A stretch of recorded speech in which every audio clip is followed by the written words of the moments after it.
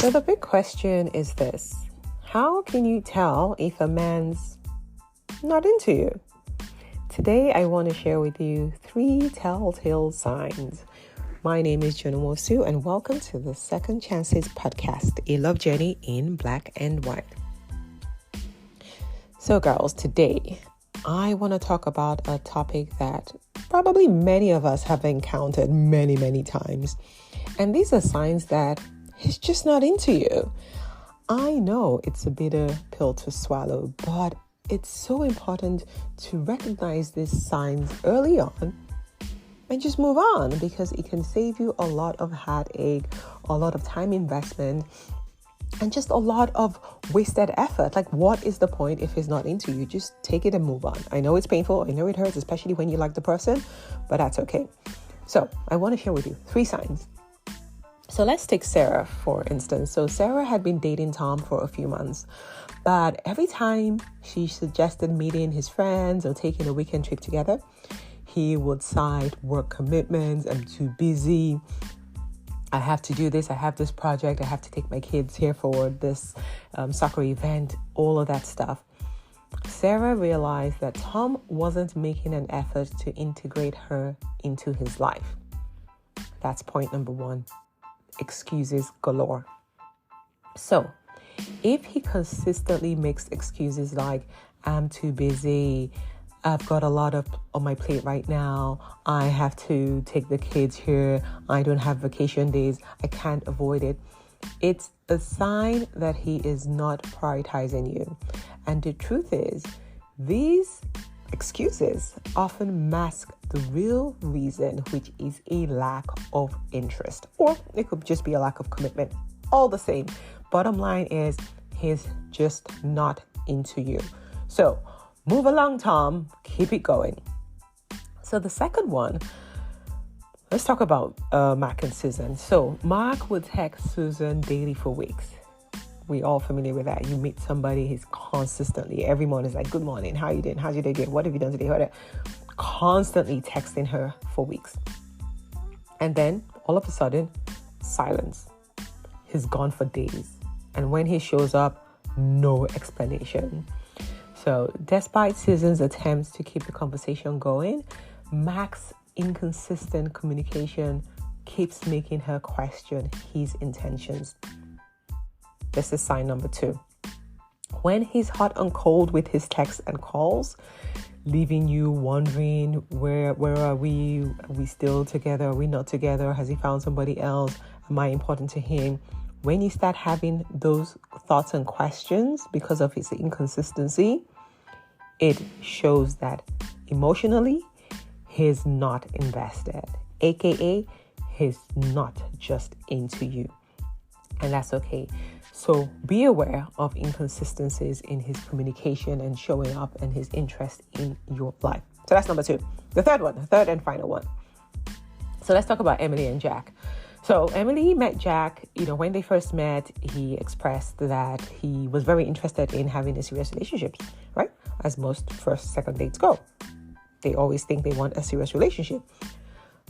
Emily, believing him, took his word for it, but as time went on, Jack became very distant, right? And really avoided discussing their future. So yeah, he will still show up. They'll still have a good time. But in terms of thinking long-term or planning anything or talking about the future or even going exclusive, none of that was coming up. None of that was happening. And that left Emily constantly confused and wondering, what are we? Where do we stand? What are his true feelings? What are his true intentions for her? So this is sign number 3, mixed signals. So when a man sends mixed messages, one day he says he likes you, and then the next day he's disappeared for a couple of days, or his actions just don't align with the things that he's saying, that's usually a sign. I always say, don't focus too much on the words. Focus on the action. The words have to match the action.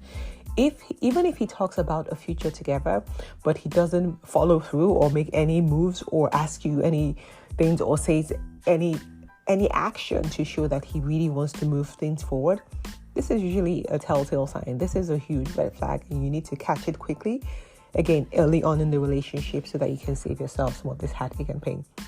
So if he's giving you mixed signals, walk away.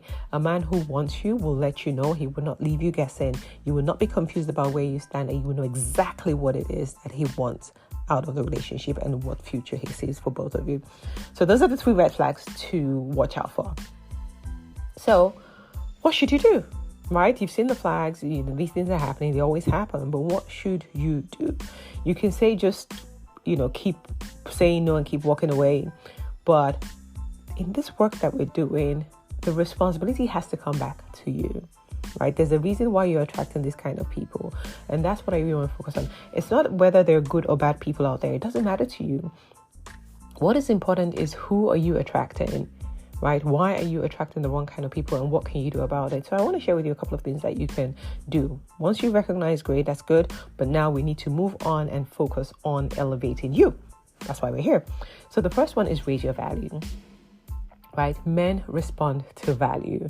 And what we think as women most times is high value is not what high value is to a man. So work on yourself to increase your value. Invest in yourself, right? Do things that make you happy. Pursue goals. Have hobbies. Pursue personal growth. Keep working on yourself. When you prioritize your well-being, your mind, body, and soul, you naturally become more attractive to a man. So raise your value. The second one is around vibration. And I've talked about law of attraction in many, many of my podcasts. Elevate your vibration so that you're attracting people who are aligned to that vibration. Surround yourself with positivity. Pursue activities that bring you joy, that keep you in that very high vibrational state of joy. When your energy is high, you will attract the right kind of people to match that frequency. It's really that simple. You attract what you are, not what you want. So if you're able to raise your vibration, you will be able to attract high vibration people as well who match what it is that you're truly looking for. The third one I want to talk about is becoming a magnet, right? When I was on the dating apps, and it wasn't always like that. For me, it was a shit show for a while.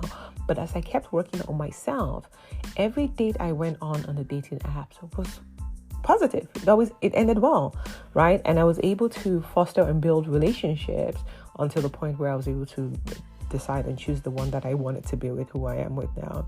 So if you focus on becoming a magnet, which means just working on yourself and becoming the best version of yourself, you will be able to radiate and magnetize men who are into you. You will now be the one making the choice, the decision on who do I actually want to be with, who aligns the most with my values, my desires, my goals, whatever it is that you're looking for, right? When you radiate self-confidence, when you radiate high value, when you know how to show up on dates, when you know how to be more in your feminine energy, you will draw in people who match that. You will become irresistible. And that brings me to the Second Chances Accelerator. You see, just like you, after my divorce, I struggled in the dating scene. For me, it was a shit show. I just kept meeting so many unemotionally available men, so many men who were ghosting me, so many men who would act interested today, 2 weeks later, they blocked me on the phone. I went through all of that. I know the pain. I know what work needs to be done. And that's why I created the Second Chances Accelerator, to help you, first of all, heal from of those things, unlearn some of those things, and then learn ways to raise your vibration, to increase your worth, to increase your ability to magnetize men, to know how to go on dates, how to nurture relationships, and how to build that long-lived, long-lasting, fulfilling, delicious, beautiful relationship that you truly desire. So if you're ready to invest in yourself, to do the work, there's no magic here. You have to be willing to do the work. If you're ready to transform your love life and attract a partner who values you fully, then I suggest that you check out the Second Chances Accelerator. You can find it on my website, joannwosu.com. That's JONNWOSU.com. Check out the Second Chances Accelerator and come and join us. Come and join us to unlock the tools and the mindset shift to lead a lasting, beautiful, loving relationship. You deserve the best. I believe in the best for you. We're all worthy of having the beautiful love that really allows us to be the best versions of ourselves. Well, that's all I have for you today. Thank you so much for joining me on today's episode on the Second Chances podcast, A Love Journey in Black and White. Till next time, I'm sending you love and light.